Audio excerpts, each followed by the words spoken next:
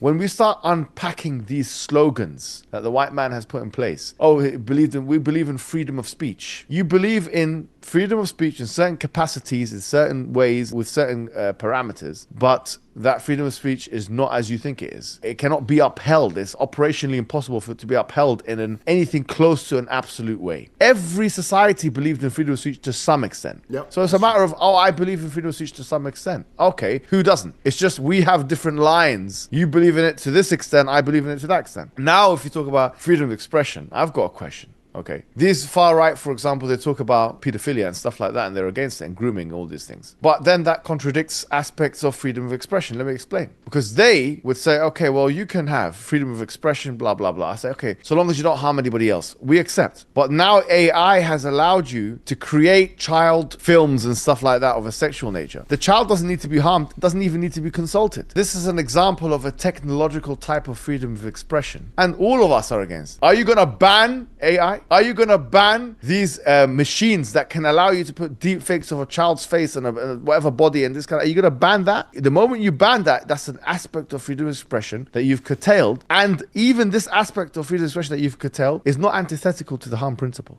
because the kid is not being consulted nor they're being harmed. You put them on a dilemma. You say to them, okay, the kid's not being harmed because the kid's not involved. Do you take a picture of the kid without their permission? And you create an AI image of them, sexual one. According to you, if you're a believer of freedom of expression, so long as it's not against the harm principle, this should be somewhat acceptable to you. So you have to choose between freedom of expression, your God, you're religious, you pray to freedom of this thing, you pray to him. You go around the Kaaba of freedom of expression. You go around the Kaaba of it, the black stone of freedom of expression. You have to now choose whether you want to maintain that or whether you want to remove the AI generated things which make it possible for you to create images of a cartoon image or this and that deep fake image of a child in this context. So what I'm trying to say to you is that this is not a matter of rules and exception. There are so many exceptions that has now become the rule. Now we have to reassess the whole system. Now we have to look at the whole thing and reassess this idea of Western white man idea of freedom of expression in a critical light. And we say, okay, well,